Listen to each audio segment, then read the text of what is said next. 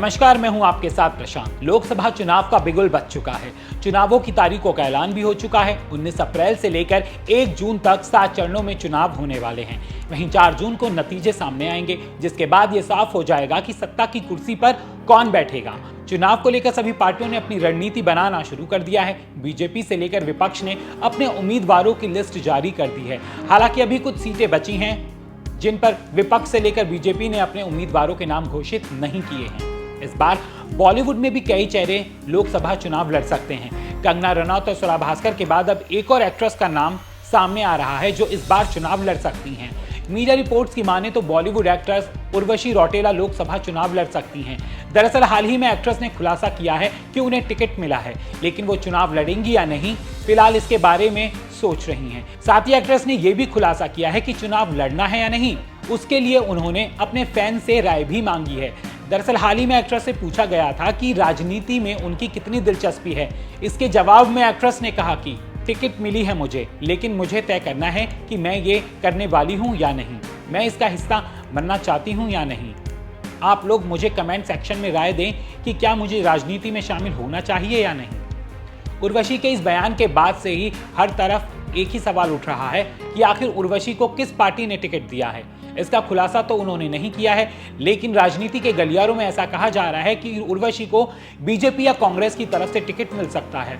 अब उर्वशी रौतेला लोकसभा चुनाव में पीएम मोदी और राहुल गांधी में से किसकी पार्टी से चुनाव लड़ेंगी, ये वाकई में देखने वाली बात होगी। बता दें, बॉलीवुड स्टार्स की लोगों में काफी अच्छी फैन फॉलोइंग होती है। बॉलीवुड स्टार्स चुनाव में वोटर्स को लुभाने में भी आसानी से कामयाब हो जाते हैं। अब उर्वशी रौतेला लोकसभा चुनाव लड़ेंगी या नहीं, ये तो वही बता सकती हैं, लेकिन सोशल मीडिया पर लोग जमकर इस पर कमेंट कर रहे हैं।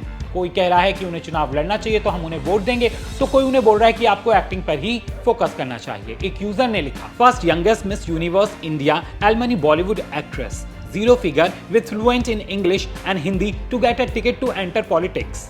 ऐसी पॉलिटिशियन होगी तो मैं वोट देने जाऊंगी। Will Urvashi marry a politician? I don't think so.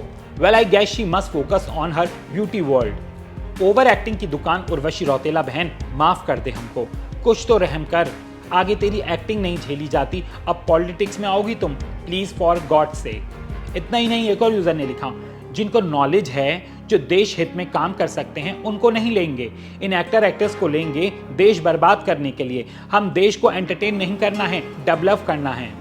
वहीं एक और यूजर ने लिखा, माई वोट फॉर हर। तो देखा आपने, जहां कुछ लोग कह रहे हैं कि मेरा वोट उर्वशी के लिए है, तो वहीं कुछ लोग कह रहे हैं कि आप एक्टिंग पर ही ध्यान दो। अब उर्वशी रौतेला चुनाव लड़ेंगी या नहीं, ये तो वक्त ही बताएगा।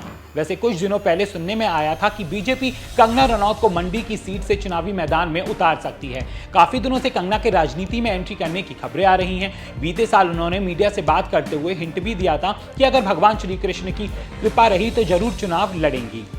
इसके अलावा हाल ही में कंगना ने चुनाव लड़ने पर कहा था, मैं पार्टी बीजेपी की प्रवक्ता नहीं हूं। यह ऐलान करने के लिए यह सही जगह और समय नहीं है, और अगर ऐसा कुछ होता है तो इसका ऐलान पार्टी अपने हिसाब से और सही समय सही जगह पर करेगी।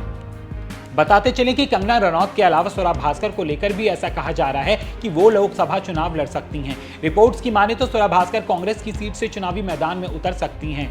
खैर, देखने वाली बात तो अब ये होगी कि उर्वशी रौतेला बीजेपी या कांग्रेस किस पार्टी की टिकट पर चुनाव लड़ती हैं। वैसे आपका इस खबर पर क्या कहना है, हमें कमेंट करके जरूर बताएं।